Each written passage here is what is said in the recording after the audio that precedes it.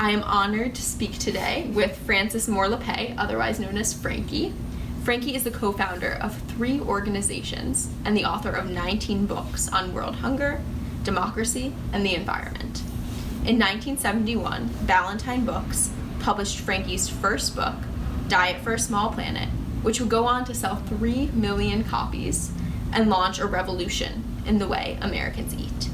With Diet for a Small Planet, Frankie showed that world hunger is not caused by a scarcity of food, but rather by the types of food being grown and who gets to eat them. She showed that by shifting away from heavy meat production, we could reduce world hunger, ensure a cleaner environment, and lead healthier lives.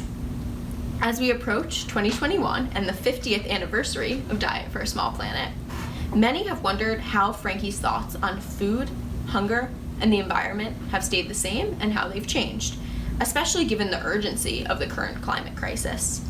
Today, I'm honored to sit down with Frankie and talk about the book that launched a revolution. Thank you, Frankie, for taking the time to sit down with me. Thank you. So, Frankie, you were only 26 when, in the basement of a UC Berkeley library, you began the research that would lead to Diet for a Small Planet, right? Mm-hmm. Mm-hmm. What was your thought process leading into that research? Well, it was really a hunch. It was maybe my best hunch. And that was this, that everybody has to eat. So what could be more important? And at the time, we were being told that the Earth was overloaded. Mm-hmm. The book Population Bomb had just exploded into consciousness, and there was a very scary book called Famine 1975, so famine was just around the corner. So I thought, well, why don't I start with food? Mm-hmm. Right? So basic. If I could just understand why people are hungry, that would unlock the mysteries of economics and politics, and I would find a path, I would find an entry point. So it was a really good hunch. And fortunately I had access to a great library and a great librarian, because then you really needed to have a librarian who would point me to one stack and then to another stack, and literally with my dad's slide rule, with beforehand calculators, I put 2 and 2 together. And so I began to say, wait a minute, and realizing that no, there was more than enough for all of us. And so that was the very beginning of just, I could almost feel the experts kind of falling off their pedestals, because, the newspaper headlines and everything were very much about scarcity is the problem, scarcity is the problem. And I know it's certainly inspiring to so many people that you were so young when you made this discovery, especially when all of these experts were saying we were running out of resources. Did it feel like to be a young person and a woman and prove all of those headlines and all of those experts wrong? Well, it was totally engrossing. Mm-hmm. And totally exciting that, oh my gosh, we can't blame nature. We're responsible. That means we have the solution. We can do this. So I wanted to post this finding, wait, there's enough food. I wanted to post it around Berkeley. But it was also terrifying, mm-hmm. At least when the book actually started into production. And I remember sitting with my mom, who came to visit from Texas, and I remember really, I was so scared. I was crying, sitting there with her, and said, Mom, what if I got a decimal point wrong, and the whole thing is off. But fortunately, nobody questioned my basic math. And although the Cattlemen's Association did set a team of cooks on the task to prove that this book had inedible recipes, that you can't eat soy. Mm-hmm. Because I know now, with tofu and everything so common, that people don't think that there was a time when soy was just for animals, Yeah. Not that, because Americans didn't register that mm-hmm. Asian cultures were very, very soy sure. mm-hmm. based in a lot of the dishes. So it was very intense time, mm-hmm. very kind of terrifying, because I was so going against the traditional wisdom, mm-hmm. But it was also a liberating feeling to. And it really has that whole idea of asking a really important question and then letting that question go to the next question. Mm-hmm. That really has been the theme of my life.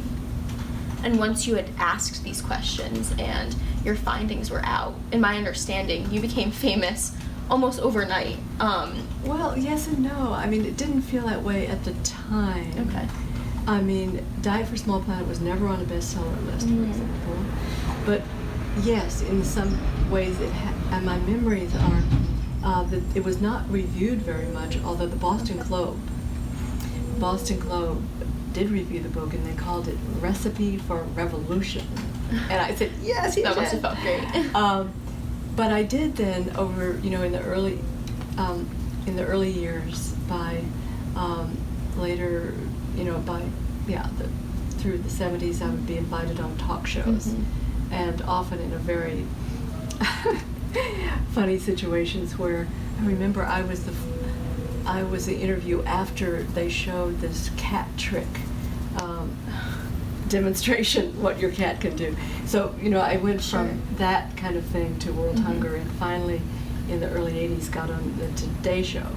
And Brian Gumpel, the one question I got was, Ms. Lappé, what did you have for breakfast this morning? And I went from that question to the political and economic roots of hunger. So it wasn't really immediate, but it was still just a huge surprise to me, that people were so interested. I think it was my personal questions just intersected with where the culture was, because that was an era of the many food co-ops growing, and people wanting to go back to the land and to farm, young people. So it was that just fortunate confluence of my questions and our culture's questions. Sure, and I mean, you kind of touched on this with the Today Show, but looking back on those talk shows, it seems like a lot of people were trying to pitch you as the lady who wrote a cookbook, right, when really you were getting at the economic and political roots of hunger. Right. How did it feel, and how did you combat that inadequate representation of your work? I think on that Today Show, I said, it doesn't really matter what I had for breakfast. The point is, a lot of people don't have any breakfast at all. And then I'd go, that's awesome. I'd riff off on that. And I remember I was once on a talk show in Philadelphia, and they like to find common ground among guests they have, and the only guest was a UFO expert.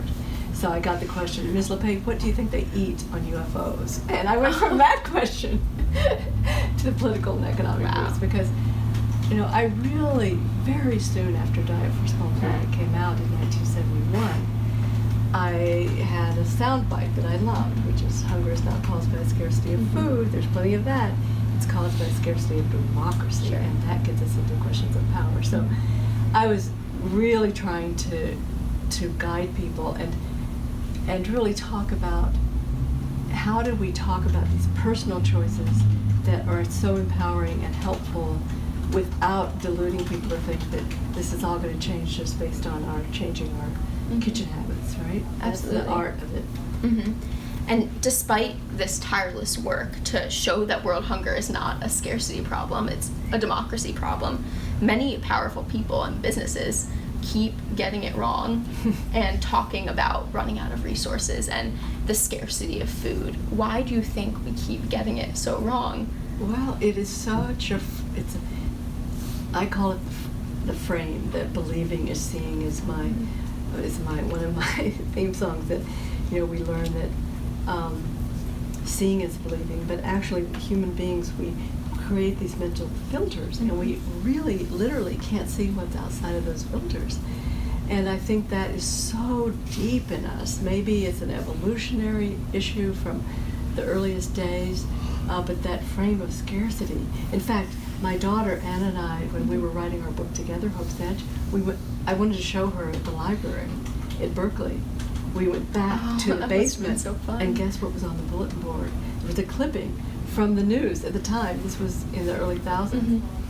That could have been written in '69. It was about scarcity. Oh no! Yeah, it was right there from the San Francisco Chronicle, and we just said, "Oh my God, we can't believe this." In the very basement where you did the research to prove that wrong. And we were on this journey to highlight all the people around the world who were creating abundance in their lives through ecological approaches to farming and through small d democracy decision making in their communities. And so it was pretty ironic. And still today, I feel that so much of that, the fear of scarcity, overwhelms us sometimes, often from tackling, wait a minute, what are the real roots about who is making the decisions and how are they made over the development and use of our agricultural resources. Sure. So you talked a little bit about going into those real roots, which are political and economic. And with that understanding, you've kind of switched to a focus to democracy work, right? Right. I like to think of it as dig, not switching. Not switching. Channels, but really going to the question behind the question. Because, we all find entry points. That's a term I use a lot. That when problems are very big, we all come in to really see those roots. We come from different entry points. But I think now we're at a root moment. And one of the metaphors I love to use is that of sometimes in a huge storm, a tree will be toppled, and you can see these roots popping out. And I think we're in this moment of huge storm, from climate change, from our democracy, challenge to our democracy, to just the economic pain that so many people throughout the world, and continuing calorie deficiency for millions of people. Sure. Not to mention nutritional deficiency for even more. So switching a little bit away from those deep roots and back to the food and climate, earlier this year, the New York Times released a report citing how meat and dairy alone account for 14.5% of the world's greenhouse gases each year, which is equivalent to the amount of emissions from cars, airplanes, and trucks, and ships combined. To what extent were you aware of the environmental impacts of food and specifically meat when you wrote Diet for a Small Planet, and how much has your understanding changed? Well, unfortunately, at that time we really didn't understand, or it wasn't a popularly talked about concern of global heating and greenhouse gas emissions. At the root of that, that came later, at least for my awareness, and so that was a really big shift, because I was really focusing on the intense inefficiency of livestock production, and also the degradation of the soils and the overuse of pesticides and harmful pesticides. And so that was more my concern then, but certainly now climate change is at the center of my concern. And now that we are so aware of this climate catastrophe, how do you think we can best apply the lessons from Diet for a Small Planet to today? Well, in a way, I sort of see it the same, that as we change our individual choices, one of the great things about making food your entry point into understanding is you make those choices every day, multiple times a day. And so if then we're making choices multiple times a day that we know send ripples out through all systems of the earth, that is a constant reminder. I think of it as like wearing a string around my finger, to always stay within this relational worldview where we know, I love to say, the only choice we don't have is whether to change the world, because each of these individual choices is changing the world. And I want to add, though, that in addition to just appreciating that, say, our choice to eat a plant-centered diet instead of a meat-centered diet, not only is we know much more now how much healthier it is for us, but then that is much less stress on the environment, and including in terms of greenhouse gas emissions.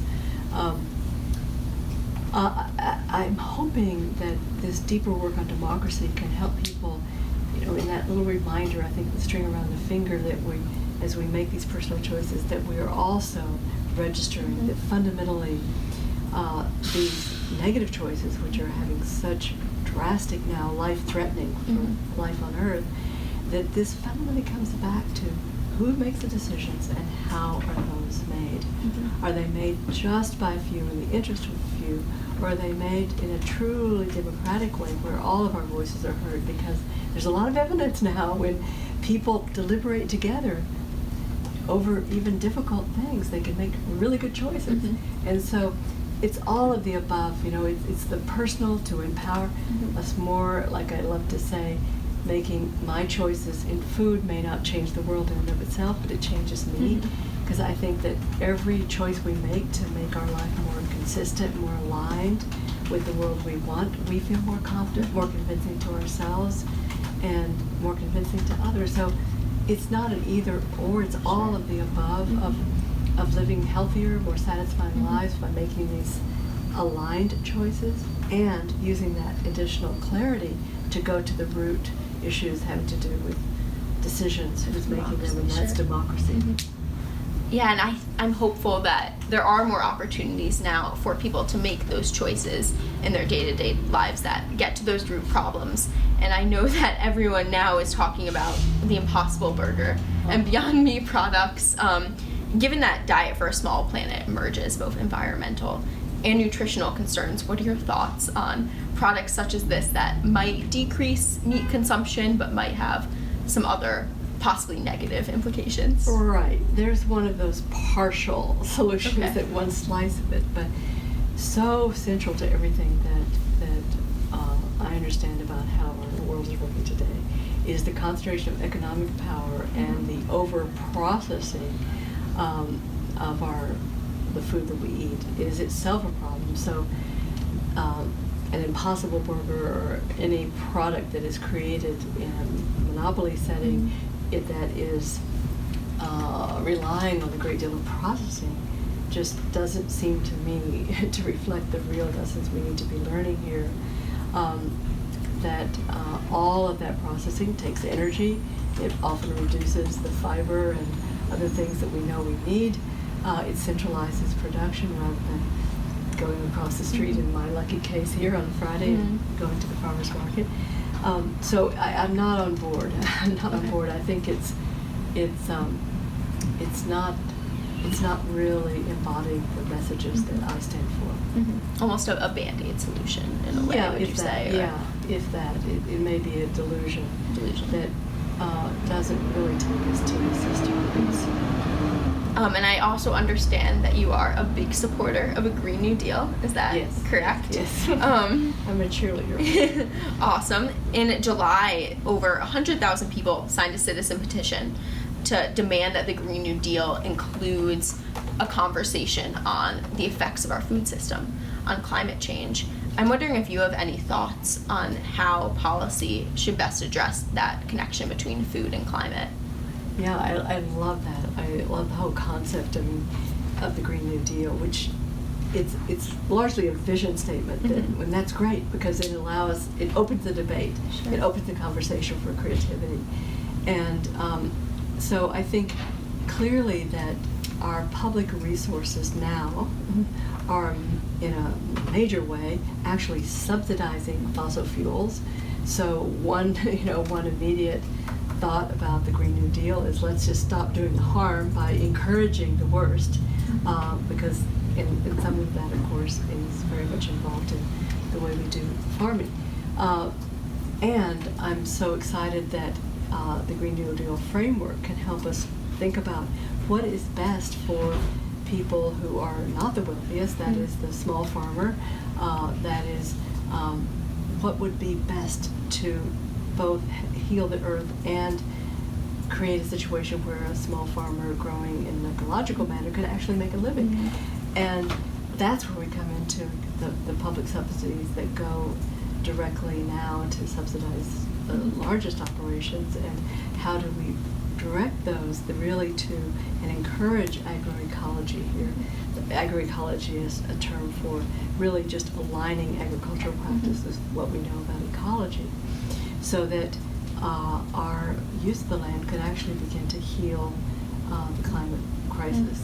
And that means a conversation, but it also means really how we use our tax dollars is one very key part of that.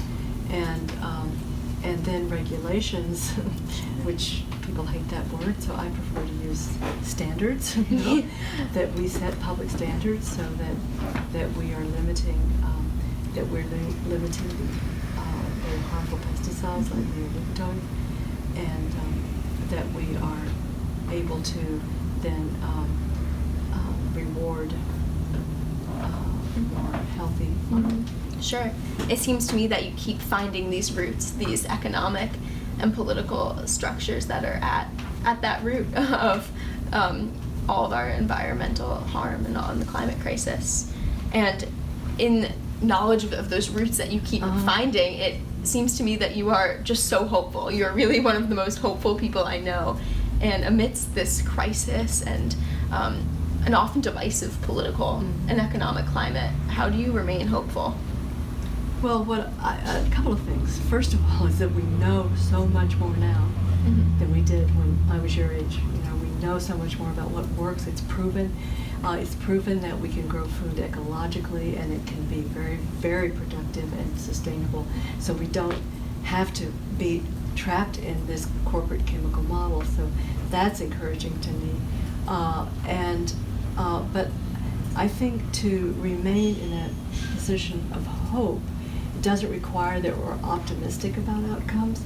It really requires that we see possibility, and that because of the courageous people throughout the world, whether it's the agroforestry movement, which I'm so excited about, and I'll just give you one example there, where small farmers in Niger, which is one of the poorest countries in the world, they have regreened about 12 million acres of land by just nurturing trees before they were cutting them.